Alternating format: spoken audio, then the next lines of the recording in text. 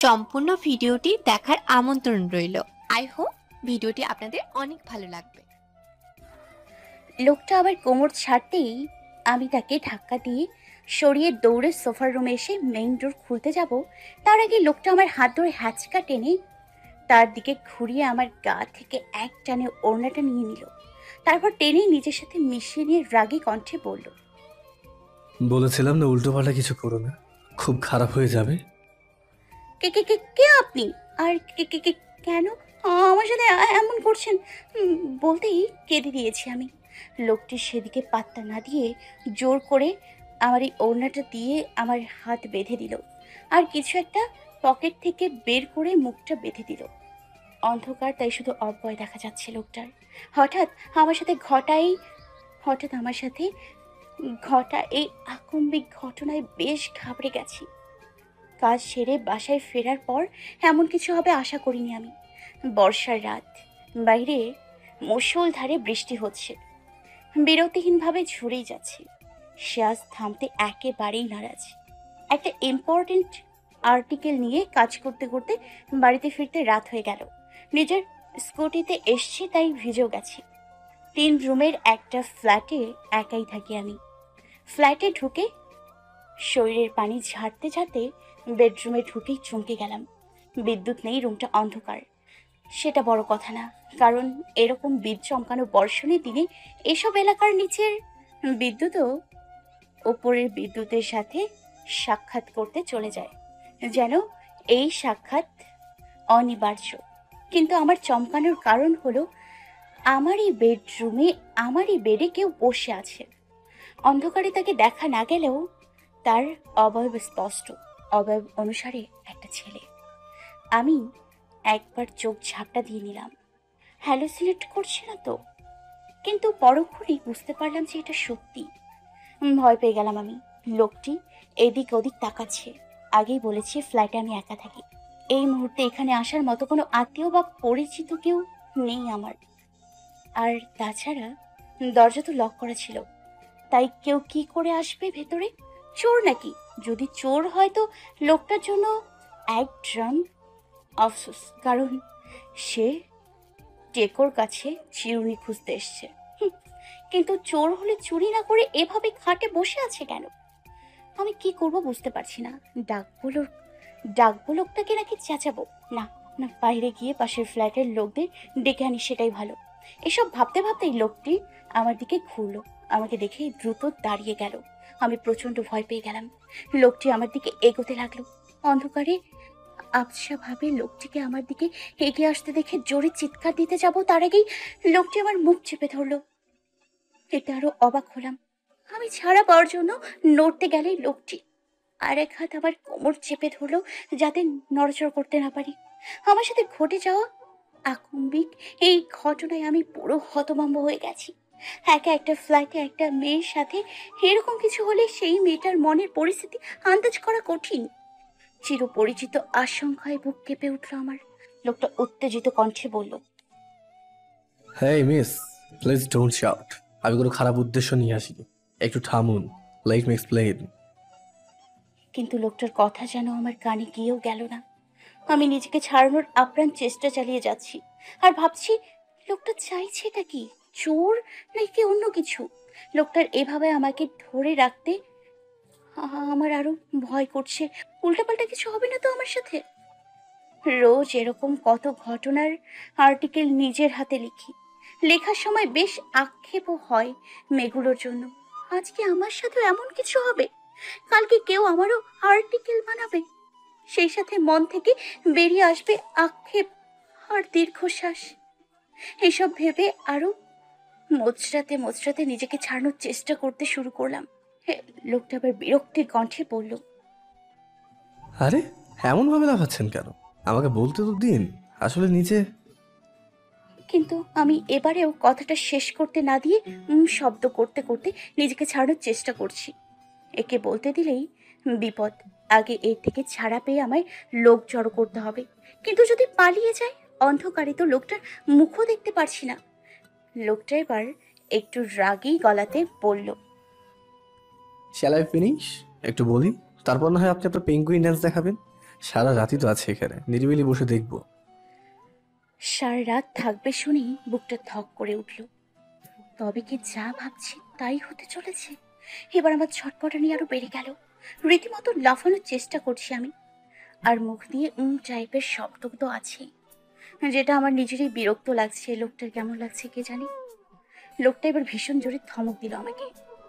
ধমকটা এতই জোরে ছিল যে আমি একেবারে খরগোশ ছানার মতো করে শান্ত হয়ে রইলাম। লোকটা এবার একটা শ্বাস নিয়ে বলল, হ্যাট লাস্ট মুখ ছাড়ছি আমি। ছাড়ার পর যদি একটু চিৎকার চেঁচামেচি বা উল্টো পাল্টা কিছু করেন তাহলে খুব খারাপ হয়ে যাবে, কিন্তু মনে থাকবে তো? আমি ভদ্রমের মতো হ্যাঁ পদক মাথা নাড়লাম, কারণ ভয় পেয়ে গেছি লোকটার ধমকে। কিন্তু মনে মনে বলছি, এবার শুধু ছেড়ে দেখ না, তোকে যদি গণধোলাই না হয় তাহলে আমি 1 সপ্তাহ চকলেট খাবো না। এরপর লোকটা আমার কোমর আর মুখ ছেড়ে দিয়েই এই ঘটনা ঘটালো। বাইরে ঝমঝম শব্দে বৃষ্টি হচ্ছে। আমি হাত মুখ বাঁধা অবস্থায় গুটি মেরে সোফায় বসে আছি, আর লোকটা সামনে সিঙ্গেল সোফায় বসলো। অন্ধকার হলেও বাইরে থেকে আসা আলোয় সবকিছু দেখা যাচ্ছে, কিন্তু পরিষ্কার না, অবয়ব আকারে। লোকটা ঠান্ডা গলায় বলল, I am sorry for my behaviour. তুমি করে বলার জন্য সরি, কিন্তু আমার কাছে কোনো সেকেন্ড অপশন ছিল না। আপনি তৈরি ছিলেন না কিছু শোনার জন্য, নিজের মতো করে লাফিয়ে যাচ্ছিলেন, অযথাই ভয় পাচ্ছেন আপনি আমাকে। আমি কিছু বলতে পারছি না কারণ আমার মুখ বাঁধা, কিন্তু লোকটার উপর রাগ হচ্ছে। এইভাবে একটা মেয়ের ঘরে ঢুকে বসে থাকলে মেয়েটা চেঁচাবে না তো কি মৌনব্রত পালন করবে? হুম, আর বলে কি না অযথায় ভয় পাচ্ছি। ডিসকাস্টিং। কিন্তু এই ব্যাটার মতলবটা কি? লোকটা বলল, টেবিল লাইট বা মোমবাতি নেই? আমার এবার নিজের চুল নিজেই ছিঁড়তে ইচ্ছে করছে। মুখ বেঁধে রেখে প্রশ্ন করছে। লোকটা নিজের জোকার নাকি? আমাকে দেখে তার জোকার মনে হচ্ছে, সেটা নিয়ে আমি যথেষ্ট সন্দিহান। লোকটি নিজেই বলল, আফসোস, sorry I forgot. But please চেঁচাবেন না, বাইরে প্রচুর বৃষ্টি হচ্ছে আর ফ্ল্যাটের দরজা বন্ধ। আপনার চিৎকার কেউ শুনবে না। আমি জাস্ট আমার নিজের কানের প্রোটেকশনের জন্য বলছি। এই কথা বলতে বলতে আমার মুখের বাঁধন খুলল। আমি ভ্রু কুঁচকে তাকিয়ে আছি। কি চাই কি এর? খারাপ কোনো উদ্দেশ্য থাকলে এতক্ষণে তো করার কথা ছিল। তবু এদের বিশ্বাস নেই, না জানি কি ফোন দিয়ে আসছে।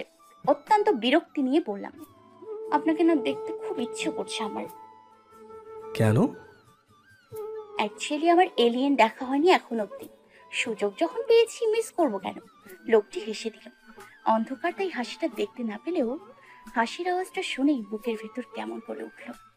লোকটা হাসি মিশ্র কণ্ঠে বলল, ক্যান্ডেল বা টেবিল লাইট কোথায় আছে বলুন, আমি নিয়ে আসছি।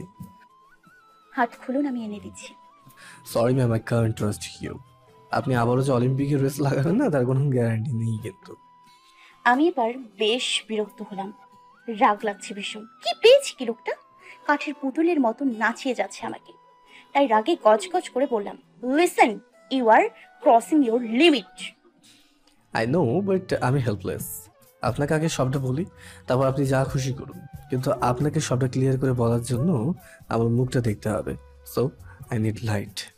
কেন, আমার মুখ কি হোয়াইট বোর্ড নাকি? হ্যাঁ, যে ওখানে না তাকালে অঙ্ক মাথায় ঢুকবে না? উফ, দিস গার্ল। সেটা আমার মুখ দেখলে বুঝতে পারবেন। এবার বলুন। টেবিল লাইট আপনি খুঁজে পাবেন না। ওই হোয়াইট ড্রপের ওপর ক্যান্ডেলস আর লাইট আছে। লোকটা উঠে কিছুক্ষণ খুঁজে একটা ক্যান্ডেল আর লাইট নিয়ে এলো। টি টেবিলের ওপর মোমবাতি রেখে লাইটার দিয়ে জ্বালানোর কয়েক সেকেন্ডের মধ্যেই পুরো রুম আবছা হলদে আলোয় আলোকিত হয়ে গেল। আমি এতক্ষণ বিরক্তি নিয়ে অন্যদিকে তাকিয়েছিলাম, কিন্তু রুম আলোকিত হওয়ায় লোকটির দিকে তাকিয়ে আমি তো বড়সড় ঝাটকা খেলাম। নিজের চোখে বিশ্বাস করতে পারছি না। এও সম্ভব? এটা হতে পারে? আমি কি স্বপ্ন দেখছি? তাই দুবার চোখ ঝাপটাও দিলাম, কিন্তু সেই একই দৃশ্য। আরো অবাক করা বিষয়, লোকটা এক দৃষ্টিতে তাকিয়েছিল আমার দিকে, যেন তার দৃষ্টি আমার উপরেই স্থির হয়ে গেছে। কিন্তু আমার অবাক দৃষ্টি দেখে নিজেকে সামলে নিয়ে মুচকি এসে ভ্রু নাচালো। আমি অবাক হয়ে লোকটির দিকে তাকিয়ে বললাম, আদ্রিয়ান? লোকটি বাঁকা হেসে বলল, হ্যাঁ। আমি এবারেও অবাক হয়ে তাকিয়ে থেকে অবিশ্বাসের সুরে বললাম, আদ্রিয়ান আপনার জুহাইয়ের অ্যাজ আই নো। বলেই ওনার সেই ভুবন ভোলানো হাসিটা দিল। আমার এখন চোখের সাথে নিজের কানকেও বিশ্বাস হচ্ছে না। আবারও অবাক হয়ে বললাম, you mean the great singer rockstar Eddie? এবারেও সেই হাসি দিয়ে বলল, লোকে তো তাই বলে, বাট থ্যাংক গড যে আপনি আমাকে চিনতে পেরেছেন। আমি নিজের হাতেই নিজে একটা চিমটি দিলাম যে এটা কি স্বপ্ন, কিন্তু চিমটিটায় ব্যথাও পেলাম। সেটা এডি চোখে পড়ল, আর চোখে পড়তেই উনি আবারও হেসে দিল। এতক্ষণে মোটামুটি শিওর হলাম যে এটা স্বপ্ন নয়, সত্যি। উনি আমার দিকে তাকিয়ে মুচকি মুচকি হাসছে। আমি দাঁড়িয়ে আটকে যাওয়া কণ্ঠে বললাম, আপনি এখানে আমার ফ্লাইটে কিভাবে, মানে? I need your help. আজ রাত্রে আমি থাকবো আপনার ফ্ল্যাটে। আমি তো অবাকের চরম পর্যায়ে পৌঁছে গেছি। থাকবে মানে কি, আর কেন? বিস্মিত হয়ে জিজ্ঞেস করলাম, মানে আজ রাতটা আমার এখানেই কাটাতে হবে। আজব এমনভাবে বলছে যেন নিজের ফ্লাইট, ইচ্ছে হলেই থাকবে। মামাবাড়ির আবদার। আমি ভ্রুকুচকে বললাম, যদি না থাকতে দিই? উনি মুচকি হেসে পকেটে হাত ঢুকিয়ে বললেন, আপনি বাধ্য, কারণ যদি আবারও ভুলভাল কিছু করেন তো ওভাবেই হাত মুখ বেঁধে রেখে দেব। আপনি কি চান সেটা? আমি ভয়ে মাথা নাড়লাম, কারণ যদি সত্যি আবার ওভাবে বেঁধে রেখে দেয়। উনি বাঁকা হেসে বলল, গুড গার্ল। কিন্তু আমার ফ্লাইটেই কেন? একটু বিপদে পড়ে গেছি, তাই এখানে এসে আশ্রয় নিতে হবে। আমি উত্তেজিত হয়ে বললাম, বিপদ? উনি এবারেও হেসে দিয়ে বলল, আরে কুল, পালিয়ে যাচ্ছি না আমি, বলবো সব। আগে আপনি গিয়ে ফ্রেশ হয়ে নিন, পুরো ভিজে আছেন তো। আমি নিজের দিকে তাকালাম। এসবের চক্করে ভুলেই গিয়েছিলাম যে আমি ভিজে আছি। এবার ইতস্তত করে ওনার দিকে তাকালাম। উনিও হালকা ভিজে আছেন। মোমবাতির আবছা হলদেটে আলোয় চমৎকার সুন্দর লাগছে তাকে। হালকা ভিজে চুল যা এলোমেলো হয়ে কপাল ভর্তি হয়ে আছে। 6 ফুটের ওপরে লম্বা ফর্সা গায়ের রং, একেবারে হালকা গোলাপি ঠোঁট, এক অসম্ভব সুন্দর দুটো চোখ, যেন এই চোখ দিয়ে সবাইকে হিপনোটাইজ করার ক্ষমতা সে রাখে। একটা black T shirt, navy blue jacket, blue jeans, হাতে ব্র্যান্ডের ঘড়ি, পায়ে কেচ। একজন স্টার বলে কথা। এখনো আমার বিশ্বাস হচ্ছে না যে এত বড় একজন রকস্টার আমার ফ্ল্যাটে এসছে। আমি এখনো অবাক হয়ে এক দৃষ্টিতে তাকিয়ে আছি। আদ্রিয়ান আমার সামনে তুড়ি বাজিয়ে বললেন, হ্যালো মিস। ওর আওয়াজে আমার ধ্যান ভাঙতেই নিজেকে কোনো রকম ভাবে সামলে বললাম, জি। উনি ভ্রুকুচকে তাকালেন আমার দিকে, কিছুক্ষণ তাকিয়ে থেকে বললেন, গিয়ে চেঞ্জ করে দিন, আর পারলে আমাকে মোছার জন্য একটা টাওয়াল জাতীয় কিছু একটা দিয়ে দেন, মুছে নিতাম আর কি। আমি কিছু না বলে একটা টাওয়াল এনে ওনার হাতে দিলাম। এরপর তাড়াতাড়ি ওয়াশরুমে ঢুকে কুর্তি আর জিন্স চেঞ্জ করে একটা টপস আর প্লাজো পরে নিলাম। বুকে কেমন যেন ধুকপুক ধুকপুক করছে। আমি কি হ্যালুসিনেট করছি? কিন্তু এটা কি করে হলো? এসব ভাবতে ভাবতেই বাইরে এলাম। বাইরে বেরিয়ে দেখি উনি বেডরুমে মোমবাতি নিয়ে এসছে আর খাটে বসে আছে। গায়ে শুধু জিন্স আর একটা কালো চিকন স্লিভসের গেঞ্জি। ভীষণ রকমের কাঁপছি আমি। উনি উঠে আমার সামনে এসে আমাকে এভাবে কাঁপতে দেখে বলল, এখনো ভয় পাচ্ছেন আমাকে? না মানে সেরকম কিছু না, প্রচুর নার্ভাস আর আনইজি লাগছে। আদ্রিয়ান বাঁকা হেসে বলল, কেন? এতক্ষণ তো ভয় পাচ্ছিলেন, পরিচয় জানার পর ভয় লাগছে না? আমি কি বলবো কি করব কিছুই বুঝতে পারছি না। সবকিছুই স্বপ্নের মতো লাগছে। কি বলা উচিত আমার এখন? পাবলিক ফিগার আমি, দ্যাট নট মিন্স কি আমার ক্যারেক্টার ভালো হবে, তাই না? আমি একটা বড় সড়ো ঢোক গিললাম। উনি একটু একটু করে এগিয়ে আসছেন আমার দিকে, আর আমি নিজের অজান্তেই পিছিয়ে যাচ্ছি। পেছোতে পেছোতে দেয়ালে লেগে গেলাম। মনে মনে প্রচুর ভয় হচ্ছে। শুনেছি এসব সেলিব্রিটিদের ক্যারেক্টার একেবারেই খারাপ হয়। যদি সত্যি উল্টাপাল্টা কিছু করে, কেউ তো আমার কথা বিশ্বাসও করবে না যে দ্য রকস্টার অ্যাডি আমার বাড়িতে এসে আমার সাথে এসব করেছেন। এমন কি কারণ থাকতে পারে ওনার এখানে আসার? এসব ভাবতে ভাবতে উনি একদম আমার কাছে এসে দেয়ালে হাত রাখলো। ভয়ে আত্মা শুকিয়ে যাচ্ছে আমার। উনি একটু ঝুঁকতেই আমি খিচে চোখ বন্ধ করে নিলাম। আমি একটা বড়সড় ঢোক গিললাম। উনি একটু একটু করে এগিয়ে আসছেন আমার দিকে, আর আমি নিজের অজান্তে পিছিয়ে যাচ্ছি। পেছোতে পেছোতে দেয়ালে লেগে গেলাম। মনে মনে প্রচুর ভয় হচ্ছে। শুনেছি এসব সেলিব্রিটিদের ক্যারেক্টার একেবারেই খারাপ হয় যদি সত্যি উল্টোপাল্টা কিছু করে। কেউ তো আমার কথা বিশ্বাসও করবে না যে দ্য রকস্টার অ্যাডি আমার বাড়িতে এসে আমার সাথে এসব করেছেন। এমন কি কারণ থাকতে পারে ওনার এখানে আসার? এসব ভাবতে ভাবতেই উনি একদম আমার কাছে এসে দেয়ালে হাত রাখলো। ভয়ে আত্মা শুকিয়ে যাচ্ছে আমার। উনি একটু বুঝতেই আমি চোখ খিচে বন্ধ করে নিলাম। লোকটার নিঃশ্বাস আমার মুখে পড়তেই আমি নিজেকে আরো গুটিয়ে নিলাম। হৃদয় স্পন্দন তীব্র থেকে তীব্রতর হচ্ছে, নিঃশ্বাস ভারী হয়ে আসছে। হঠাৎ করে ফিক করে হেসে দেবার শব্দ পেলাম। আস্তে আস্তে চোখ খুলে তাকিয়ে দেখি হাসছেন উনি। উনি হাসতে হাসতে খাটে গিয়ে বসলেন। আমি ভ্রু কুঁচকে তাকালাম ওনার দিকে। উনি হাসি থামিয়ে বলল, sorry sorry, I was just kidding. But আপনি তো ভয়ে পুরো জমে গেছেন। বলি আবারও হেসে দিলেন। আমি চোখ ছোট ছোট করে তাকিয়ে আছি ওনার দিকে। এরকম মজার কোনো মানে হয়? হুম? আমাকে এভাবে তাকিয়ে থাকতে দেখে হাসি থামিয়ে বললেন। আচ্ছা সরি বললাম তো, মজাটা একটু বেশি হয়ে গেছে বুঝতে পারছি। আমি এবার হাত দুটো ভাঁজ করে দেয়ালে হেলান দিয়ে বললাম, রকস্টার এডির এখানে এসে টপকানোর কারণটা কি? এটা শুনে আদ্রিয়ান এক ভ্রু উঁচু করে তাকালো আমার দিকে। এরপর বাঁকা হেসে বলল, আরে বাহ, ভয়েস টোনে এত পরিবর্তন! একটু আগে তো আমার চোখের দিকে তাকিয়ে কথা বলতে পারছিলেন না। কেন বলতে গিয়ে তো হাঁটতেই আটকে যাচ্ছিলেন। কি এমন হলো যে ভয়েস এত জোর? ভোকাল কার্ডের চার্জ শেষ হয়ে গেছিল, রিচার্জ করে নিয়েছি। এখানে কেন এসেছেন সেটা আগে বলুন। আদ্রিয়ান একটা মেকি হাসি দিয়ে বলল। খিদে পেয়েছে। আমি ভ্রু কুচকে তাকালাম ওনার দিকে। ইয়ার কি পেয়েছে নাকি? মানে কি এসবের?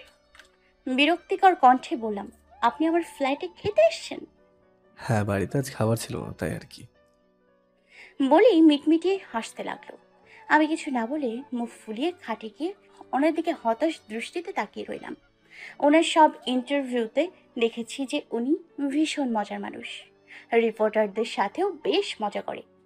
পাবলিক ইনফরমেশন অনুযায়ী উনি যতটা ফানি, মাঝে মাঝে ততটাই অ্যাগ্রেসিভ। বেশ কয়েকটা ইন্টারভিউতে ক্যামেরার সামনে এই রিপোর্টারদের উপর রেগে যেতে দেখা গেছে তাকে উল্টোপাল্টা প্রশ্ন করার জন্য। বাট পার্সোনালিও যে উনি ঠিক এরকমই সেটা বেশ বুঝতে পারছি।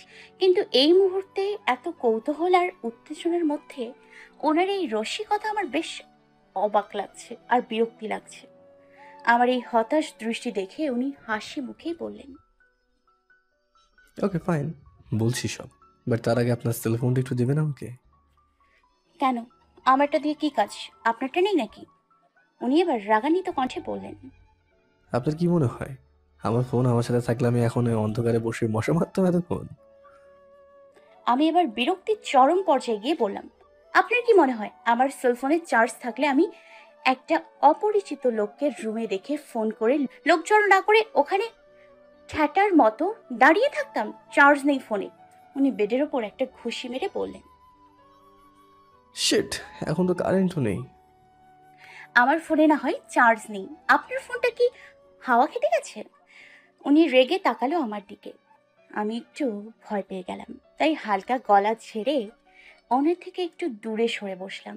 দুজনেই কিছুক্ষণ নীরবতা পালন করার পর আমি বললাম, বললেন না তো কি এমন হলো যে এত বড় একজন সেলিব্রিটি যার সাথে একটা সেলফি তোলার জন্য ফ্যান্সরা হুমড়ি খেয়ে পড়ে, সে একটা সাধারণ মেয়ের ফ্ল্যাটে চোরের মতো ঢুকলো?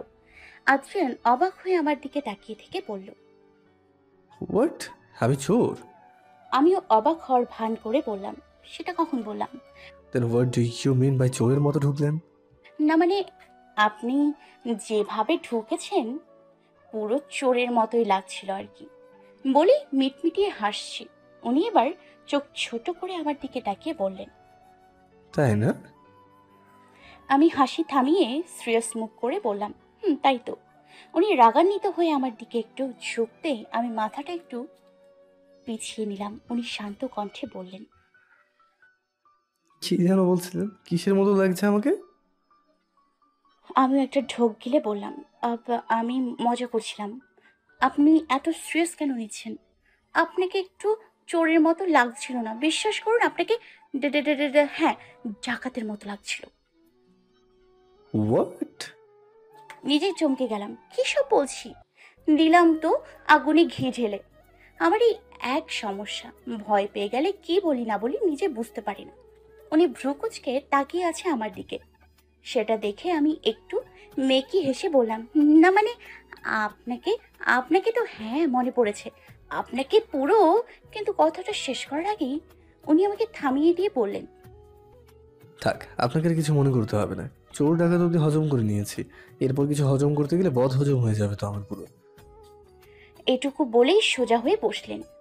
আর সাথে আমি একটা স্বস্তির নিঃশ্বাস ফেলে সোজা হয়ে নিজেকে ঠিকঠাক করে নিলাম। উনি এবার ভ্রু কুচকে নিজের ঘড়ির দিকে তাকালো। সেটা দেখে আমি টেবিল ঘড়ির দিকে তাকিয়ে দেখি 11:30 বাজে। আমি একটু ইতস্তত করে বললাম, আপনি কিন্তু এখনো বললেন না এখানে কেন এসেছেন? উনি হালকা হেসে বললেন, আরে বলছি বলছি, এত অধৈর্য কেন হন আপনি? আমি এক বস্তা বিরক্তি নিয়ে তাকালাম লোকটার দিকে।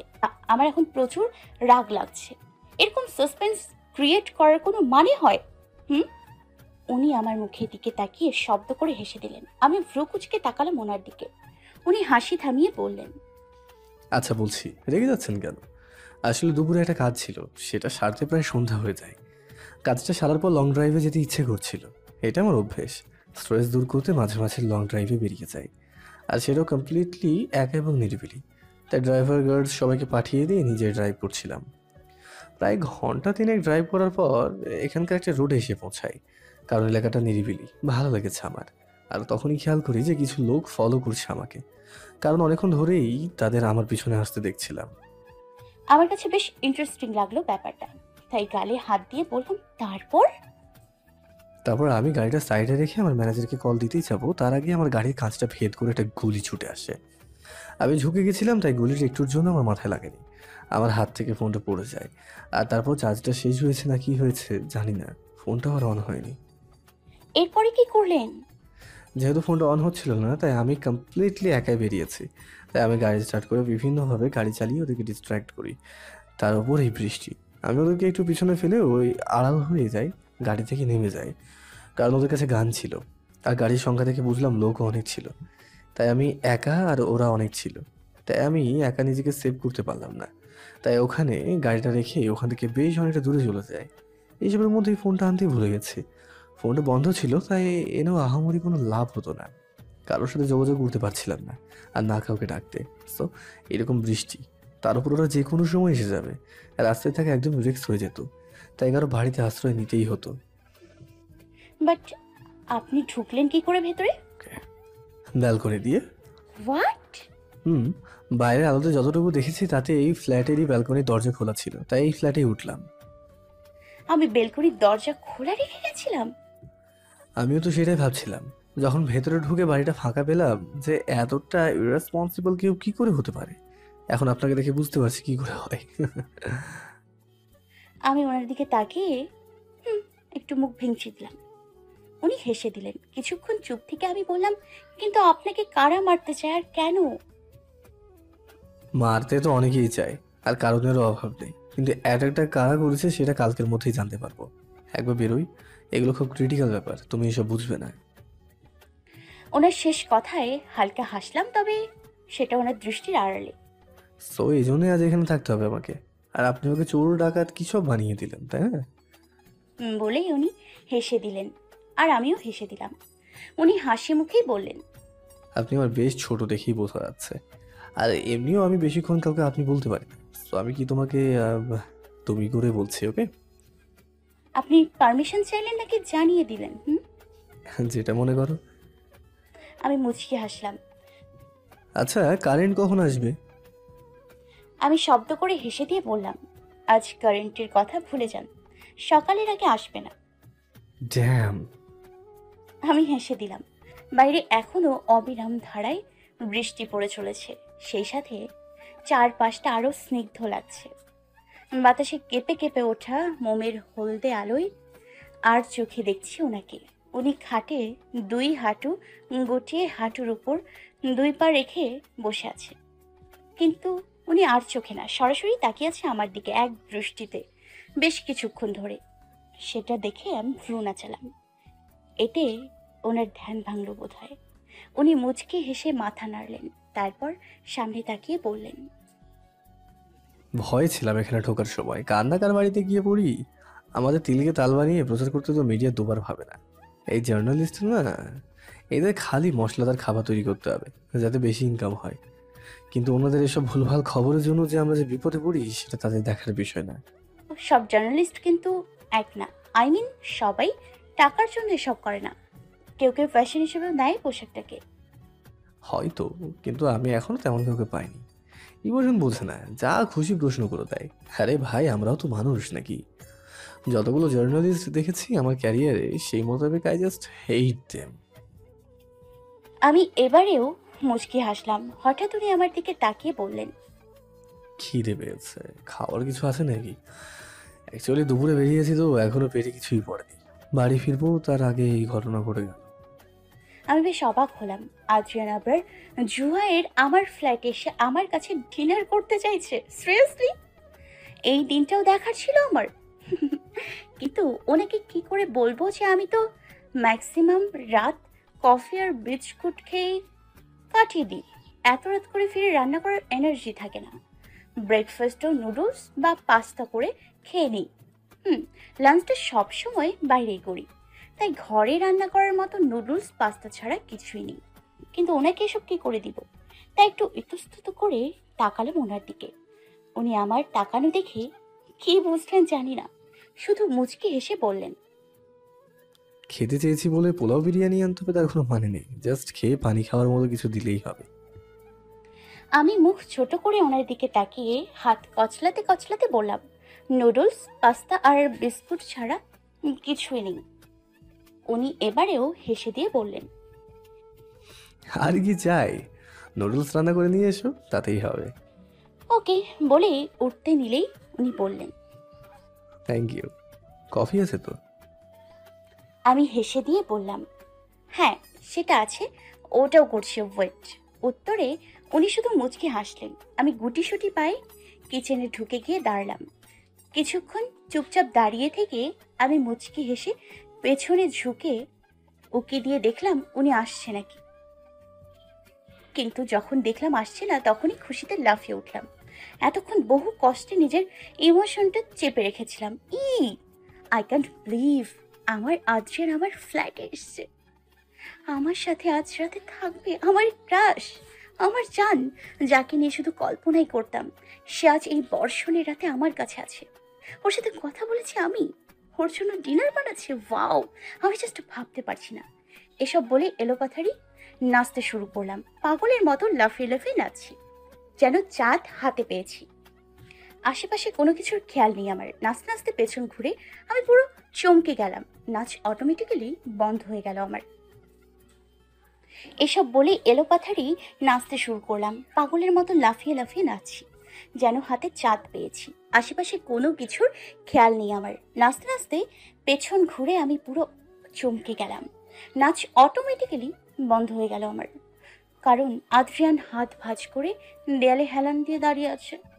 শুনে ফেললো না তো সবকিছু?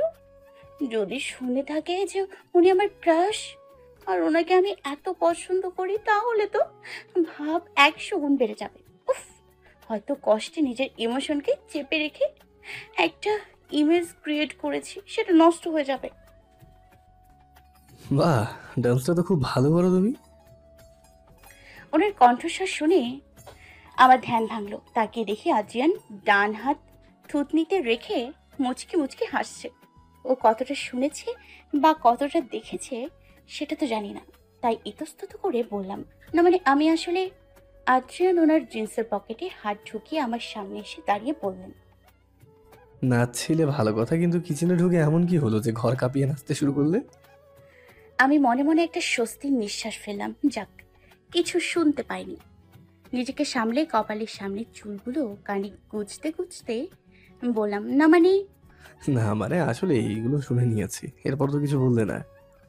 আমি কিছু একটা ভেবে নিজেকে সামলে ওনার দিকে বিরক্তিকর চাহনি দিয়ে বললাম, আমার ফ্ল্যাট, আমার কিচেন, আমি যা খুশি তাই করব।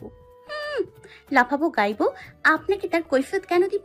আদ্রিয়ান মুচকি হেসে মাথা দুলিয়ে বলল, কারেক্ট আছে। তুমি নাচতে নাচতে ফ্লোর ভেঙে ফেলো, ইসমে মেরা কিছু নেই যাতা।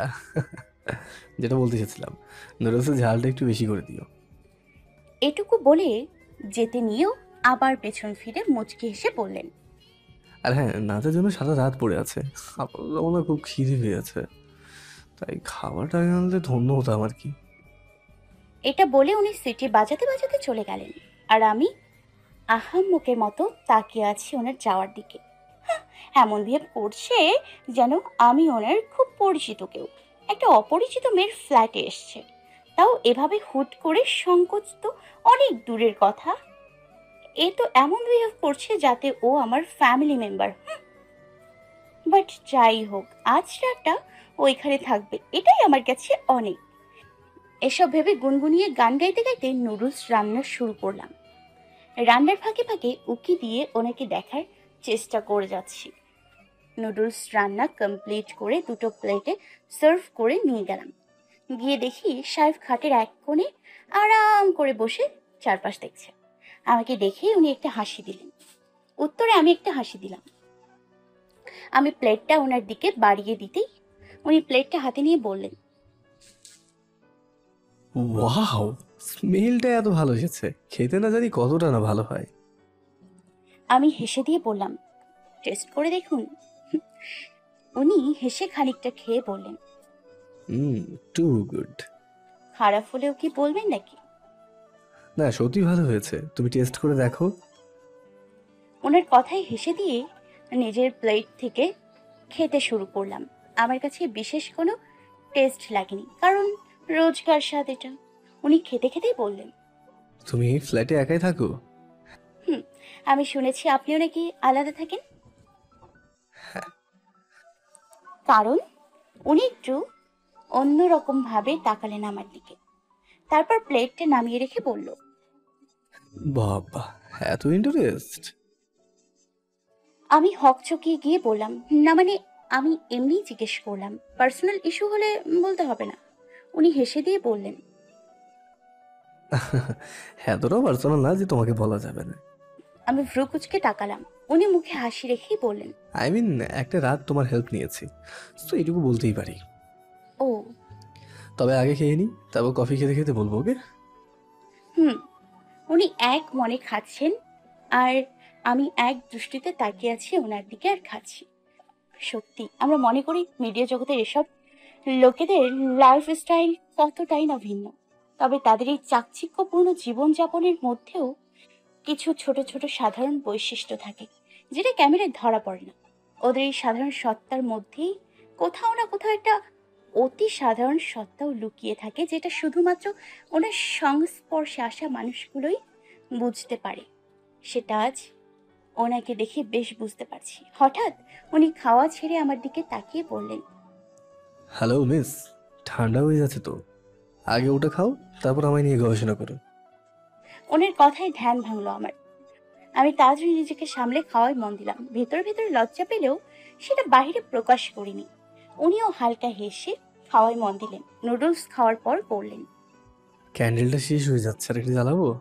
আমি ভ্রুকুচকে মুচকে হেসে বললাম, যে ফ্ল্যাটে ঢোকার আগে পারমিশন নেয়নি সে মোম জ্বালতে পারমিশন চাইছে। পিঞ্চ মারছো? যেটা মনে করেন। আদ্রিয়ান হেসে দিয়ে বললেন। বাহ, আমার ডায়লগ আমাকেই শোনাচ্ছ? আমি ভ্রু কুচকে বললাম, ডায়লগের উপর কি নাম লেখা ছিল? না, তা ছিল না। Then. Okay fine, you won I leave. এবার কি ক্যান্ডেলটা জ্বালাতে পারি ম্যাডাম? আমি জ্বালাচ্ছি, আপনি বসুন। না, তুমি বরং কফিটা করে আনো, আমি ক্যান্ডেল জ্বালাচ্ছি। আমি মুচকি হেসে টেবিল লাইট নিয়ে চলে গেলাম কিচেনে কফি আনতে। কফি করে নিয়ে গিয়ে দেখি উনি রুমে নেই। বুঝলাম বেলকনিতে আছে। বৃষ্টি এখন আর তেমন নেই, হালকা ছিটে ছিটে ফোঁটা পড়ছে। তবে আকাশটা পরিষ্কার না, খানিক পরে আবারও ঝরঝর করে বৃষ্টি পড়বে বোঝাই যাচ্ছে। চারপাশে একরকম নিস্তব্ধতা বিরাজ করছে। তবে তার মধ্যে তাই বেলকনিতে গিয়ে দেখি উনি নিচে বসে আছেন। আমি অবাক হয়ে বললাম, নিচে বসে আছেন কেন? উনি আমার দিকে তাকিয়ে মুচকি হাসি দিয়ে বললেন, নিচেই ভালো লাগছে, এই ঠান্ডা ঠান্ডা পরিবেশ, হালকা বৃষ্টির ছিটে। আমি কিছু না বলে কফি মগটা ওনার দিকে এগিয়ে দিলাম। উনি মুখে সেই কিউট হাসিটা রেখেই মগটা হাতে নিয়ে আরেক হাতে ওনার পাশে ইশারা করলেন বসতে। বসো। আমি বেশ অবাক হলাম ওনার কথায়, ইতস্তত করে বললাম, আমি বসবো আপনার পাশে? উনি ভ্রু কুচকে তাকিয়ে বললেন, সমস্যা হবে তোমার? না তা না, কিন্তু উনি আমার হাত ধরে বসিয়ে দিলেন ওনার ঠিক পাশে। আমি বেশ অবাক হয়ে তাকিয়ে আছি ওনার দিকে। আমাকে এভাবে তাকিয়ে থাকতে দেখে উনি মুচকি হেসে বললেন। তুমি বাস জার্নি করেছো? আমি হেসে দিয়ে বললাম, আমাদের মতো মানুষদের কাছে একটু দূরের জার্নি মানেই বাস জার্নি। তার মানে অনেকের পাশে বসে জার্নি করেছো? হ্যাঁ, তা তো করেছি। আদ্রিয়ান এবার আমার দিকে হালকা ঘুরে বলল, তাহলে আমি কি দোষ করলাম ম্যাডাম? ওটা আলাদা ব্যাপার। বাসে যাদের পাশে বসি তারা তো আমাদেরই ক্লাসের মানুষ। আর আপনি তো আদ্রিয়ান।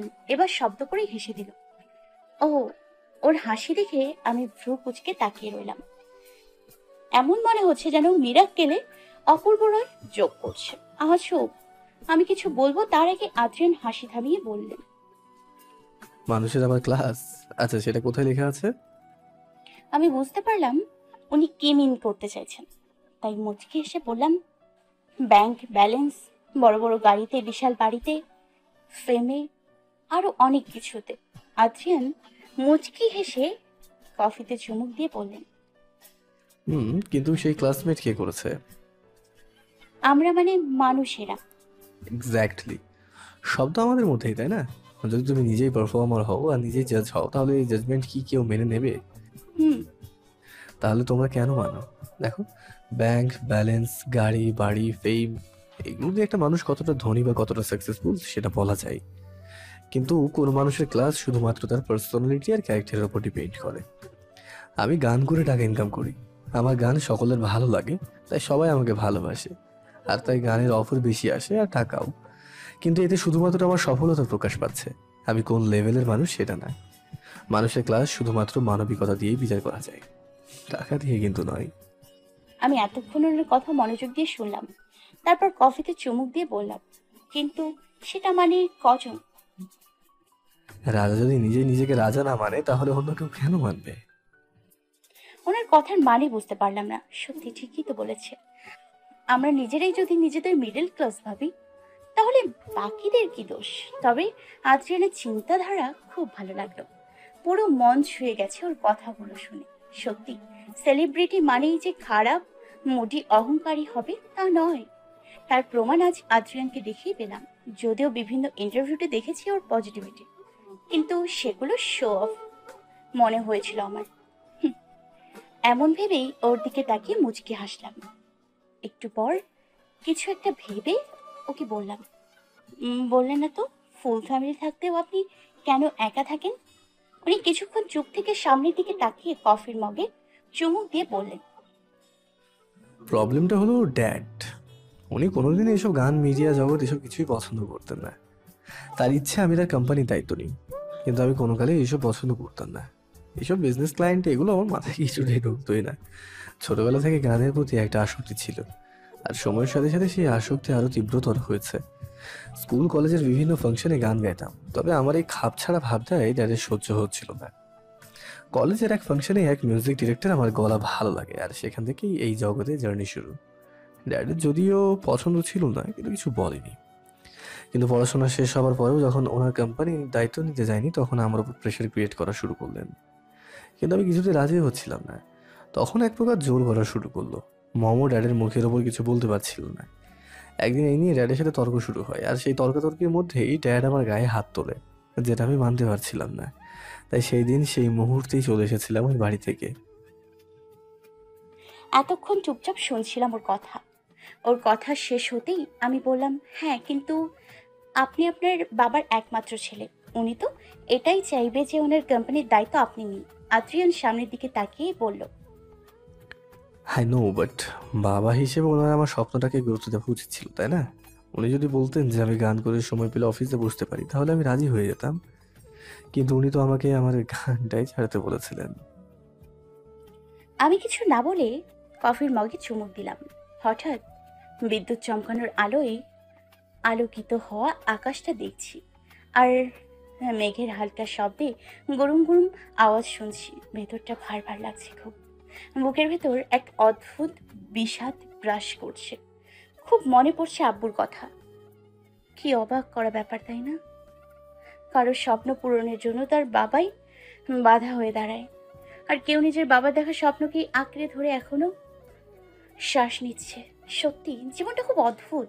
এখানে যেমন আলাদা আলাদা মানুষ আছে, সেই সাথে তাদের আলাদা আলাদা সমস্যা, কষ্ট, যন্ত্রণা আছে।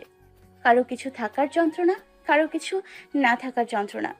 কিছু আছে বলে কেউ কষ্ট পাচ্ছে, আবার কিছু হারিয়ে ফেলেছে বলে অন্য কেউ কষ্ট পাচ্ছে। কিন্তু ব্যস্তমতের শহরে আমরা সবাই শুধু নিজেকে নিয়েই ব্যস্ত। কারো দুঃখে একটু আক্ষেপ আর দীর্ঘশ্বাস দেওয়ার সময় থাকলেও পাশে থেকে সান্ত্বনা দেবার মতো সময়ের বড্ড অভাব আমাদের। হঠাৎ করে আদ্রিয়ান আমার সামনে তুড়ি বাজিয়ে বললেন। কি ভাবছো?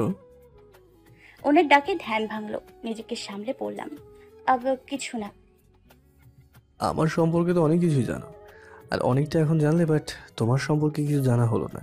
এতক্ষণ হয়ে গেল, নামটা পর্যন্ত জানা হয়নি। অনিমা, অনিমা কোতাল। ওয়াও, কি cute name. By the way, এত লেট করে ফেললে, দেখে মনে হলো অফিস থেকে এসেছো। কি করো তুমি? আই মিন, প্রফেশন কি? এ যদি এখন আমার প্রফেশন জানি না জানি হার্ট অ্যাটাক করে বসে বলবো, কিন্তু মিথ্যে বলাটাও তো ঠিক হবে না। তবে আমার জব জানলে এ শিওর কয়েকশো ভোল্টের ঝাটকা খাবে। ভুল ভাববে না তো আমায়? এটা মনে করবে না তো আমি নিজের স্বার্থে ওকে এখানে থাকতে দিয়েছি? হুম, এত ভালো ব্যবহার করছি শুধুমাত্র নিজের ফায়দার জন্য? চলে যাবে না তো এখান থেকে? বাট যা খুশি ভাবুক, আমি মিথ্যে বলতে পারবো না। এসব ভাবতে ভাবতেই উনি আবার আমার সামনে তুড়ি বাজিয়ে বললেন, এই যে ম্যাডাম, কোথায় হারিয়ে যান বলুন তো? না না মানে, উনি মুচকি এসে বললেন। কিসে জব করো তুমি? আমি চুপ করে আছি। সেটা দেখে উনি ভ্রু কুচকে ফেললেন, তারপর বললেন। হোয়াট হ্যাপেন, বলো। আমি এবার সাহস জুগিয়ে বলেই ফেললাম, আমি একজন জার্নালিস্ট। বেচারা সবে কফিতে চুমুক দিয়েছিল। এটা শুনে সাথে সাথে বিষম খেয়ে গেল। কাশতে কাশতে অবস্থা খারাপ। আমি ধরতে গিয়েও থেমে গেলাম। উনি নিজেকে সামলে আমার দিকে তাকিয়ে বললেন। সিরিয়াসলি? আমি হ্যাঁ বোধক মাথা নাড়াতেই উনি ফ্লোরে একটা পাঞ্চ করে হতাশ দৃষ্টিতে সামনে তাকিয়ে বললেন। এই কি বলে আকাশ থেকে পড়ে খেজুর গাছে আটকে যাওয়া।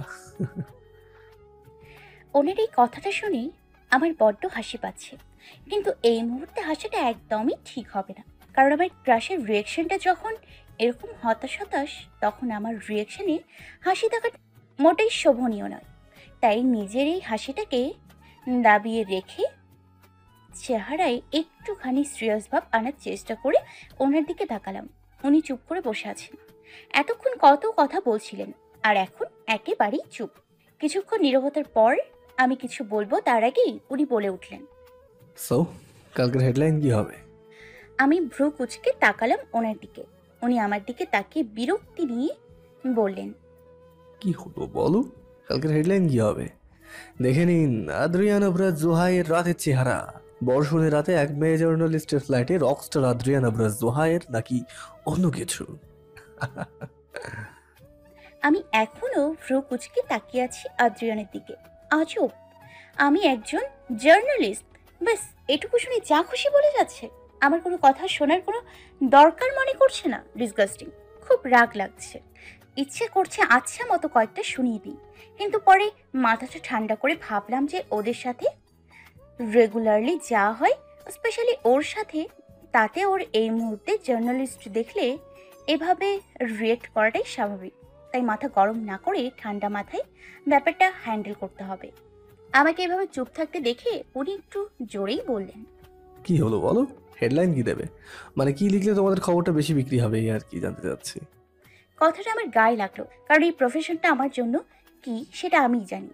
কিন্তু ওনার দিক দিয়েও উনি ঠিক তাই। সেটাকে গুরুত্ব না দিয়ে আমি ওনার দিকে তাকিয়ে মুচকি হেসে বললাম, খাদ্য সংকটে অবশেষে এক জার্নালিস্টের ফ্লাইটে নৈশ ভোজের আশায় great Rockstar Adrian Abrar Zuhair. এটা শুনে উনি ভ্রু কুচকে তাকালেন আমার দিকে। আমি একটা বেঁকে হাসি দিয়ে বললাম, এই হেডলাইনটা কিন্তু দারুণ হবে, তাই না? বেশ চলবে। আদ্রিয়ান আমার দিকে অদ্ভুতভাবে কিছুক্ষণ তাকিয়ে থেকে ফিক করে হেসে দিলেন, আর ওনার হাসি দেখে আমিও হেসে দিলাম। উনি হাসতে হাসতেই বললেন, তুমি সবসময় এমন চিল মুডে কি করে থাকো বলো তো? আমার মতো শর্ট টেম্পার হলে এই প্রফেশনে টিকতে পারতাম না স্যার। আমি short temper? Any doubt? Maximum ইন্টারভিউতে তো আপনি রিপোর্টারদের ওপর রেগে বোম হয়ে যান।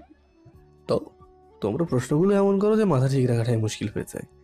প্রশ্ন করার নাম করে অ্যাটাক করে কথা বলো। দরকারি প্রশ্নের চেয়ে অদরকারি আর অপ্রয়োজনীয় প্রশ্ন বেশি করো। আমি একটা ছোট্ট শ্বাস নিয়ে বললাম, আচ্ছা কফিটা খেতে খেতে কথা বলি, ঠান্ডা হয়ে যাবে। উনি ভ্রু কুচকে কফির মগে চুমুক দিলেন। বুঝতে পারছি উনি আমার ওপর খুব বিরক্ত হয়ে আছেন। আমিও কিছু না বলে কফির মগে চুমুক দিয়েই বাইরে তাকালাম। গুড়ি গুড়ি বৃষ্টি পড়া শুরু হয়ে গেছে, হালকা হালকা বিদ্যুৎ চমকাচ্ছে। সবকিছু একদম শান্ত। আদ্রিয়ানের দিকে তাকিয়ে দেখি উনি ভ্রু কুচকে কফি খাচ্ছে। আমি বললাম, আচ্ছা সব রিপোর্টাররাই কি একই রকম আজে বাজে প্রশ্ন করে? আদ্রিয়ান মাথা বাঁকা করে আমার দিকে তাকিয়ে বললেন, না ঠিক তা না, কেউ কেউ ভালো এবং কাজের প্রশ্ন করে। তাহলে সবাইকে ব্লেম করা কি ঠিক হচ্ছে? উনি ভ্রুটা কিঞ্চিত কুচকে বাইরে তাকিয়ে কফিতে চুমুক দিয়ে বললেন, জানি না, কিন্তু তোমাদের আই মিন জার্নালিস্টদের সহ্য হয় না আমার। এরা পারে না এমন কোনো কাজ আছে নাকি আবার? আমি মুচকি হেসে কফির মগটা পাশে রেখে ওনার দিকে তাকিয়ে বললাম, তো আপনার আর কি কি অভিযোগ আছে আমাদের মানে জার্নালিস্টদের নিয়ে? উনিও কফির মগটা আওয়াজ করে পাশে রেখে বললেন, ইরিটেটিং পিপল। কাজের কাজ তো কিছুই হয় না, এদের দ্বারা সবই অকাজ। অ্যাক্ট্রেস স্মৃতির সাথে একদিন একটা রেস্টুরেন্টে দেখা হয়েছে, তাই একসাথে লাঞ্চ করেছি। সেটা নিয়ে পরের দিন হেডলাইন হয়েছে we are dating each other. Wow, মানে কিছু বলার নেই আমার। আমি হেসে দিলাম। উনি বিরক্ত হয়ে আমার দিকে তাকিয়ে বললেন, তুমি হাসছো? হাসবেই তো, তুমিও তো সেই দলেরই, তাই না? আমি কোনো রকমই হাসি থামিয়ে বললাম, হাসছি, আচ্ছা হাসছি না, এরপর বলুন। এদের কীর্তি বলে শেষ করা যাবে না। এমনকি টাকার জন্য কাউকে যেমন উঁচুতে ওঠাতে পারে, ঠিক সেই রকম ভাবে এক ধাক্কায় নিজে ফেলেও দিতে পারে। রিডিকিউলাস। সেলিব্রিটিদের মধ্যে কার বাচ্চা কতবার টয়লেটে যায় সেটা তাদের প্রচার করতে হবে, কিন্তু সত্যি যে নিউজটা সবাইকে জানানো দরকার সেটার দিকে তাদের কোনো পাত্তাই নেই। আমি হাঁটুর ওপর 2 হাত রেখে বললাম, ইউর রাইট, কিন্তু একটা কয়েনে যেমন এপিটোপিট আছে তেমনি সব কিছুরই এপিটোপিট আছে। মানে? 7 বছর আগের কথা, একজন জার্নালিস্ট একজন মন্ত্রীর এগেনস্টে খুব স্ট্রং একটা আর্টিকেল তৈরি করেছিল উইথ প্রুফ। কিন্তু ওই মিনিস্টার যখন জানতে পারে ওই জার্নালিস্টের কথা, তখন উনি ওই জার্নালিস্টকে টাকার লোভ দেখায়। কিন্তু তাতেও যখন এই জার্নালিস্ট মানতে চায়নি, তখন তাকে হুমকি দিতে শুরু করে। তার একমাত্র মেয়েকে রেপ করার, তাকে খুন করার আরও বিভিন্ন হুমকি দেওয়া শুরু করে। কিন্তু উনি মানেননি। উনি অনেক কষ্ট ওনার মেয়ের সম্মান আর জীবন তো বাঁচিয়ে নিয়েছিল, কিন্তু নিজেকে বাঁচাতে পারেনি। প্রাণ দিতে হয়েছিল তাকে। এটুকু বলে আমি ওনার দৃষ্টির আড়ালেই নিজের চোখের পানিটা মুছে নিলাম। আদ্রিয়ান অবাক হয়ে বলল, উনি মারা যাওয়ার পর ওনার মেয়ের কি হয়েছিল? কারো জন্য তো জীবন থেমে থাকে না, তাই ওনার মেয়েও মরে যায়নি, শ্বাস নিচ্ছে এখনো। আদ্রিয়ান কিছু না বলে চুপ করে রইল। পরিবেশটা আবারও নিস্তব্ধ হয়ে গেল। শুধু বৃষ্টির হালকা হালকা ফোঁটার আওয়াজ আর মেঘের হালকা গর্জন শোনা যাচ্ছে। বেশ অনেকক্ষণ পর আদ্রিয়ানের দিকে তাকিয়ে বললাম, এখন মনে হয় সব জার্নালিস্ট এক? সেটা কখনোই মনে হয়নি আমার, তবে ম্যাক্সিমাম তো একই, তাই না? হ্যাঁ সেটা ঠিক। আর আমি জানি আপনি আমায় বিশ্বাস করে উঠতে পারছেন না, তবে আপনি এক রাত বিপদে পড়ে আমার ফ্লাইটে হেল্পের জন্য এসেছেন। এটাকে নিউজ করার মতো বিশেষ কিছু আমার মনে হচ্ছে না। আর আমি এতটাও চিপ রিপোর্টার না যে এসব বিষয় নিয়ে নিউজ বানাবো। আপনি আমার হিস্ট্রি চেক করে দেখতে পারেন, আমি ওই লেভেলের রিপোর্টার নই। আদ্রিয়ান ইতস্তত করে বলল, আব, আমি আসলে আমার কাছে এটা শুধুমাত্র একটা প্রফেশন নয় আদ্রিয়ান, আমার জীবনের বিরাট একটা অংশ, আমার বেঁচে থাকার একমাত্র ভিত্তি বলতে পারেন। আদ্রিয়ান আমার হাতটা ধরে ওর 2 হাতের মধ্যে নিয়ে নিল। আমি ওর দিকে অবাক হয়ে তাকালাম। ও আমার চোখের দিকে তাকিয়ে বলল, আই এম সরি। আমার ওভাবে বলাটা ঠিক হয়নি। হঠাৎ করে যখন জানলাম যে তুমি একজন জার্নালিস্ট তখন ইটস ওকে। আপনার দিক দিয়ে আপনি একদমই ঠিক আছেন। সত্যি বলতে আজকাল বেশিরভাগ জার্নালিস্ট তো এটাই করে, তাই না? বাট তবুও। বাদ দিন তো এসব, মগটা দিন, সিনে রেখে আসি। হুম। এরপর সিনে মগ দুটো রেখে চোখে মুখে পানি ছিটা দিয়ে জোরে জোরে কয়েকটা শ্বাস নিয়ে নিজেকে শান্ত করলাম। অন্যের সামনে কেঁদে আর নিজেকে দুর্বল প্রমাণ করতে চাই না। এরপর মুখটা মুছে গিয়ে ওনার পাশে বসলাম। উনি মুচকি হেসে সামনে তাকিয়ে বললেন, তো আজকালকার দিনে একা একটা ফ্ল্যাটে থাকার কারণ? কেউ না থাকলে তো একাই থাকতে হয়, তাই না? আদ্রিয়ান অবাক হয়ে তাকিয়ে বলল। তোমার বাবা মা? আমি আকাশের দিকে তাকিয়ে মলিন হেসে বললাম, মা জন্মের পরেই মারা গেছেন, আর বাবাও কয়েক বছর আগে পৃথিবীর মায়া ত্যাগ করেছেন। I am sorry. আমি জানতাম না। আমি ওনার দিকে তাকিয়ে মুচকি হেসে বললাম, জানার কথাও না, সো ডোন্ট বি। তোমার আর কোনো রিলেটিভ নেই? বাবা মা না থাকলে দুনিয়াতে আর কেউ থাকে না। মামুর বাসাতেই ছিলাম 4 বছর, কিন্তু কিন্তু আমি একটা তাচ্ছিল্যের হাসি দিয়ে বললাম, বাদ দিন এসব। ওকে, আমি হয়তো একটু বেশি পার্সোনাল ইস্যুতে ঢুকে পড়ছি। আমি মাথা নিচু করে বসে রইলাম আর মনে মনে বললাম, আই এম সরি আদ্রিয়ান, আপনি আমার মাত্র এক রাতের অতিথি, তাই আপনাকে আমার জীবনের ভয়ঙ্কর কালো সত্যগুলো বলতে চাই না। বলতে চাই না আপনি যার কাছে এক রাতের জন্য আশ্রয় চেয়েছেন সে নিজেই পালিয়ে বেড়াচ্ছে, নিজেরই খুব কাছের মানুষদের কাছে থেকে। প্রতিটা মুহূর্তে ভয়ে থাকি ধরা পড়ে যাবার ভয়। এসব ভাবতে ভাবতেই উনি বললেন। তোমার বয়ফ্রেন্ড নেই? আমি ভ্রু কুঁচকে তাকালাম ওনার দিকে, তারপর বললাম, সেটা দিয়ে আপনি কি করবেন? উনি একটু রাগী গলায় বললেন। আছে কিনা বলো। ওনার রাগী কণ্ঠে একটু দমে গেলাম, কারণ ওনার রাগের সাথে খানিকটা পরিচিত আমি, তাই নিচু গলায় বললাম, না নেই। উনি একটা শ্বাস নিয়ে বললেন। যাক।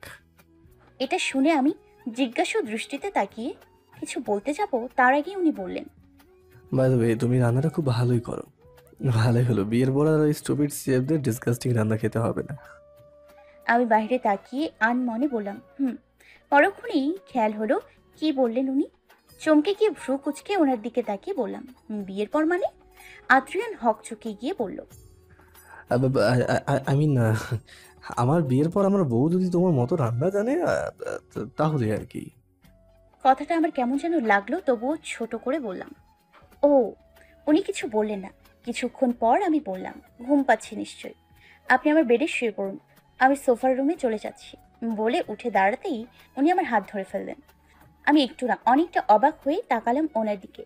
ওনার চোখে এক অদ্ভুত চাহনি আর ঠোঁটে ঝুলে আছে মুচকি এক হাসি। আমার কেমন একটা লাগছে, হার্টবিট দ্রুত গতিতে ছুটছে, নিঃশ্বাস না যেতেও ভারী হচ্ছে। এই অনুভূতির কারণ আমার জানা নেই। বাইরে বৃষ্টির গতি হঠাৎ করেই বৃদ্ধি পেল, যেন বৃষ্টিও আজ কিছু জানতে চাইছে। উনি স্লো ভয়েসে বললেন, আজ একটা রাত না ঘুমোলে আমার বিশেষ কোনো সমস্যা হবে না। তোমার কি খুব বেশি সমস্যা হবে? আজ একটা রাত না ঘুমোলে আমার বিশেষ কোনো সমস্যা হবে না। তোমার কি খুব বেশি সমস্যা হবে? আমি কিছু না বলে অবাক হয়ে তাকিয়ে আছি ওনার দিকে। সেটা দেখে উনি মুচকি এসে বললেন। কি হলো, বসো। আমি অবাক হয়ে ওনার দিকে তাকিয়ে থেকেই ওনার পাশে বসলাম। ঘুমাবেন না? আজ জেগে থাকি না, সমস্যা কি? রাত জেগে থাকার অভ্যেস আমার নেই, কিন্তু কেন জানি ওনাকে না করতে ইচ্ছে করছে না, তাই চুপ করে রইলাম। উনিও চুপ করে আছেন। বৃষ্টির বেগ আবারও বৃদ্ধি পেয়েছে। আকাশের দিকে তাকিয়ে মনে হচ্ছে বাজ পড়াও শুরু হবে। আর সেই সাথে আমার ভেতরের ভয়টাও বাড়ছে, কারণ বাজ পড়া বৃষ্টির রাতগুলো বারবার আমাকে সেই ভয়ঙ্কর অতীতগুলো মনে করিয়ে দেয়। কিছুতেই স্বাভাবিক থাকতে পারি না আমি। অন্যান্য দিন তো স্লিপিং পিল খেয়ে কম্বলে মুড়ি দিয়ে কাঁদতে কাঁদতে ঘুমিয়ে পড়ি। আজ কি করব? আদ্রিয়ানের সামনে নিজেকে শক্ত করে কিভাবে রাখবো? চুপচাপ বসে এগুলোই ভাবছিলাম। দীর্ঘ সময়ে নীরবতা ভেঙে আদ্রিয়ান বললেন, জানো, বৃষ্টির দিনগুলো আমার খুব পছন্দের। বাইরে পড়তে থাকা বৃষ্টি দেখে ধোঁয়া ওঠানো কফির মগে চুমুক দেওয়া, আবার বৃষ্টি দেখতে দেখতে গিটার বাজানোটাও আমার খুব পছন্দের কাজ। এনিওয়ে, তোমার বৃষ্টি ভালো লাগে? আমি এতক্ষণ আকাশের দিকে তাকিয়েছিলাম। ওনার কথা শুনে আকাশের দিকে তাকিয়ে মুচকে এসে বললাম, একসময় খুব ভালো লাগতো, কিন্তু এখন ভয় লাগে। তবে আগের মতো এতটা ভয় না পেলেও ভয়টা পুরোপুরি কাটাতে পারিনি। আরিয়ান ভ্রুকুচকে আমার দিকে তাকিয়ে বললেন। বৃষ্টিকে ভয় পাও? স্ট্রেঞ্জ। আমি ওনার দিকে তাকিয়ে মলিন হেসে বললাম, আই নো। বাট বৃষ্টিকে ভয় পাই? ভয় পাওয়ার মতো কি আছে? আমি কথাটা ঘোরানোর জন্য হালকা হেসে বললাম, আচ্ছা বাদ দিন এসব, আর কিছু লাগবে আপনার? উনি হয়তো বুঝতে পারলেন আমি কথাটা এড়িয়ে যেতে চাইছি, তাই কথা না বাড়িয়ে বললেন, না, আপাতত আর কিছু যায় না। তুমি আমাকে নিয়ে ব্যস্ত না হয় একটু শান্ত হয়ে বসো তো। লিসন, আমার আজ না ঘুমোতে একদমই ইচ্ছে করছে না। আর তুমিও যে আজ ঘুমোতে পারবে না আমি জানি। কজ একা একটা ফ্ল্যাটে একটা ছেলেকে রেখে ঘুম আসবে না, আনইজ লাগবে তোমার। যেহেতু দুজনেরই ঘুম আসছে না, তো গল্প করে রাতটা পার করে দিই, সেটা ভালো হবে না? আপনি দেখছি আজ খুব গল্প করার মুডে আছেন। আদ্রিয়ান এবার আমার দিকে তাকিয়ে বাঁকা হেসে হালকা ঝুঁকে বললেন, এরকম সুন্দরী একটা মেয়ে পাশে থাকলে তো অনেক কিছুরই মুড হয়, তাই না? আমি একটু দূরে সরে গিয়ে গলা ঝেড়ে বসলাম। সেটা দেখে উনি শব্দ করে হেসে দিয়ে বললেন, আরে, এত ভীতু কেন হচ্ছে তুমি? তোমার এখনো মনে হচ্ছে আমি তোমার সাথে উল্টো পাল্টা কিছু করবো? আমি কানের পিঠে চুল গুজতে গুজতে ইতস্তত করে বললাম, না বাট এভাবে বলে কেউ? উনি ফ্লোরে এক হাতের ভর নিয়ে আমার দিকে তাকিয়ে ভ্রু নাচিয়ে বললেন। তাহলে কিভাবে বলে? আমি এবার ভ্রু কুচকে বিরক্তি নিয়ে ওনার দিকে তাকিয়ে বললাম, লোকে ঠিকই বলে আপনার সেলিব্রিটিরা সত্যি অসভ্য। তাই? Any doubt? উনি এবার একটা বাঁকা হাসি দিলেন, তারপর ওনার এক হাত আমার উপর দিয়ে নিয়ে ফ্লোরে রেখে আমার দিকে বেশ অনেকটা ঝুঁকে গেল। আমি একটু ঢোক গিলে কাপা কাপা গলায় বললাম, কি করছেন? ভেবে তো ছিলাম কিছু করবো না, কিন্তু কিছু না করে অসভ্য হওয়া আছে, কিছু করে অসভ্য হওয়াটা বেটার না? বলে মুখটা আর একটু এগিয়ে আনতেই আমার প্রাণ যায় যায় অবস্থা। উনি কিছু করবে না সেটা আমি জানি, কিন্তু ওনার এত কাছে আসাতে তো আমার অবস্থা খারাপ হচ্ছে। কেমন অদ্ভুত এক অনুভূতি হচ্ছে। নিজেকে অনেক কষ্টে সামলে একটা মেকি হাসি দিয়ে বললাম, এই দেখুন, আপনি আবার আমার কথাগুলোকে সিরিয়াসলি নিয়ে নিচ্ছেন। আমি তো মজা করছিলাম। আদ্রিয়ান মুচকি হেসে সরে গেল। আমিও সোজা হয়ে বসে একটা শান্তির নিঃশ্বাস নিলাম। আর একটু হলেই দম আটকে যেত। আমি হাত দিয়ে চুলগুলো ঠিক করে ওনার দিকে তাকালাম। উনি আমার দিকে তাকিয়ে মুচকি মুচকি হাসছেন। সেটা দেখে আমি ভ্রু কুচকে বললাম, হোয়াট? তুমি? এটুকু বলতে না বলতেই প্রচন্ড জোরে চারপাশ কাঁপিয়ে বজ্রপাত হলো। আমি সাথে সাথেই দু হাতে কান চেপে ধরে চোখ খিচে বন্ধ করে জোরে চিৎকার দিয়ে উঠলাম। চোখ খিচে বন্ধ করে কানে হাত দিয়ে কাঁপছি আমি। চোখ বন্ধ রাখা অবস্থাতেই বুঝতে পারলাম আত্রিয়ান আমার দু হাতের বাহু ধরে হালকা ঝাঁকিয়ে বললেন, কি হয়েছে অনিমা? জাস্ট বাজ পড়েছে, কিচ্ছু হয়নি, তাকাও। Everything is normal. আরে তাকাও। ওনের কথাগুলো আমার কানে গেলেও আমি চোখ খোলার সাহস পাচ্ছি না। ভয়ে হাত পা কাঁপছে আমার। বারবার সেই রাতগুলোর কথা মনে পড়ছে। সারা শরীর অসম্ভব রকমের কাঁপছে। হঠাৎ গালে আদ্রিয়ানের হাতের ছোঁয়া পেলাম। ও গাল হাত দিয়ে ঝাঁকিয়ে বললেন, লুক অ্যাট মি, কিচ্ছু হয়নি, দেখো।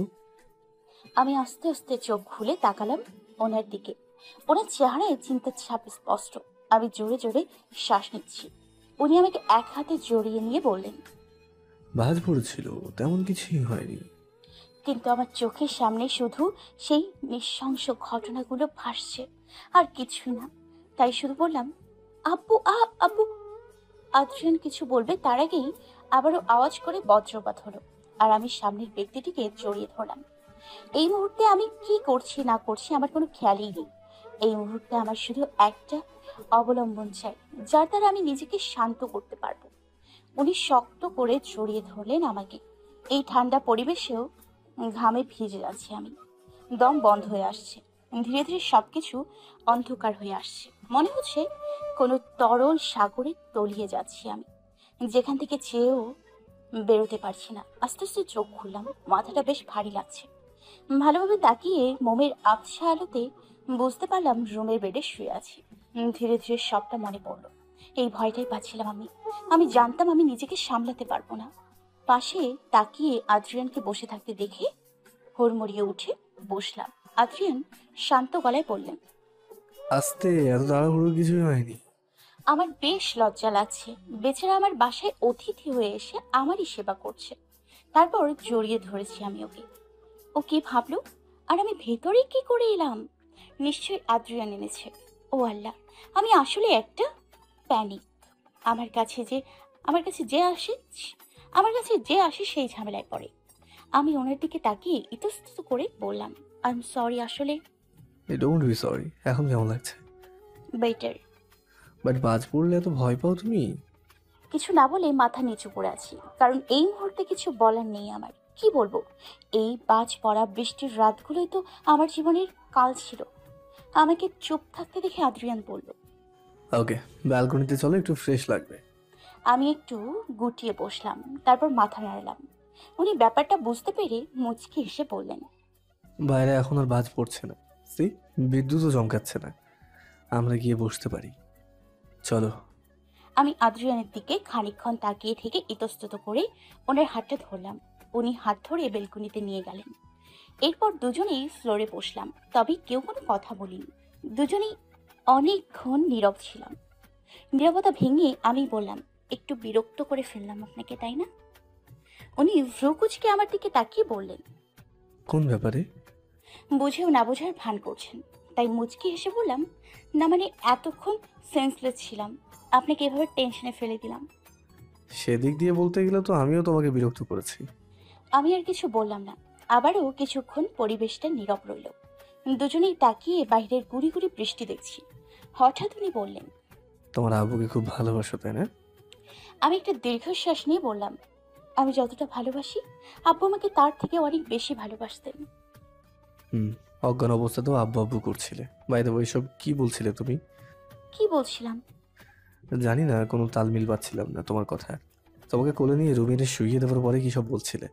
আব্বু বলে চেঁচাচ্ছিলে, প্লিজ ছেড়ে দিন আমাকে, প্লিজ এটা করবেন না, এইসব বলছিলে। আবার কখনো বলছিলে, ভাইয়া প্লিজ আমার কাছে এসো না, যেতে দাও আমায়। এই এই এই এই ভাইয়াটাকে আর কি করছিল তোমার সাথে? আমি কিছু না বলে মাথা নিচু করে রইলাম। অতীতগুলো খুব বেশি যন্ত্রণা দেয়। যেখানে নিজের লোকেরাই এমন করতে পারে, তখন অন্যের কি দোষ? টাকার লোভ মানুষকে দিয়ে কি না করায়। বিশ্বাস করে যাদের কাছে আশ্রয় নিয়েছিলাম, তারাই আমার সাথে না চাইতেও চোখ দিয়ে জল গড়িয়ে পড়লো। সেটা দেখে আদ্রিয়ান আমার কাঁধে হাত রেখে বলল, hi, why are you crying? আচ্ছা, আমি আর কিছু জিজ্ঞেস করবো না, চিল। আমি আর কিছু বললাম না, চুপ করে রইলাম। আদ্রিয়ান নিজেই আমার মাথাটা ওর কাঁধে নিয়ে গেল।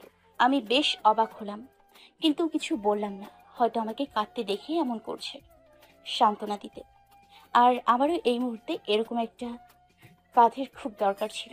তাই কিছু চিন্তা না করেই চোখ বন্ধ করে নিলাম। রোদের আলো চোখে পড়তেই জেগে গেলাম। চোখে হাত দিয়ে আলতো করে চোখ খুলে দেখি বেডে শুয়ে আছি। শিট, ঘুমিয়ে পড়েছিলাম। আর এবারেও নিশ্চিত আদ্রিয়ান এই রুমে এনেছে। চোখ ডলতে ডলতে উঠে বসে দেখি আদ্রিয়ান রুমে কোথাও নেই। তবে কি চলে গেছে ও? আস্তে করে উঠে বেলকনিতে গেলাম।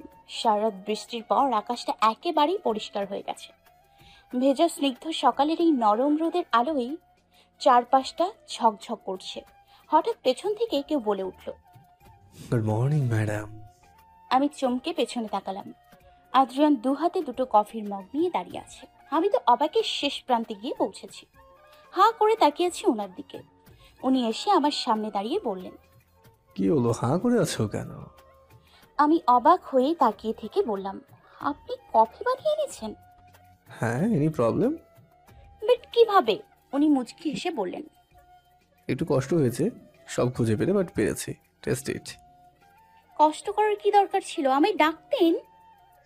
তুমি ঘুমোচ্ছিলে তাই জাগাতে ইচ্ছে করলো না। আর তাছাড়া 2 মগ কফি তো বানিয়েছি, এই আর এমন কি কাজ? আমি মুচকি হেসে মগটা নিলাম। উনি মুখ ছোট করে বললেন, খারাপ হলো কিন্তু বলবে না খারাপ হয়েছে, ওকে? হ্যাঁ। আমি হেসে দিলাম ওনার কথায়, সাথে উনিও হেসে দিলেন। এরপর দুজনেই রেলিং ধরে দাঁড়িয়ে কফি খেতে খেতে বাইরের স্নিগ্ধ পরিবেশটা যেন সারা রাত কান্না আর গর্জনের পর এখন পরিবেশটা মন খুলে হাসছে। সেই হাসিতে চারপাশ ঝকঝক করছে। কিন্তু মানুষের জীবনটা তো এত সহজ না ভেবেই একটা দীর্ঘশ্বাস নিলাম। একটু পরেই কারেন্ট চলে এলো। সেটা দেখে আদ্রিয়ান বলল, থ্যাংক গড। তুমি আমার ফোনটা একটু চার্জে দাও প্লিজ। হুম। চার্জ হতে হতে আমি ব্রেকফাস্ট করছি। ওকে। আমি ফোন চার্জে দিয়ে কিচেনে চলে গেলাম পাস্তা বানাতে।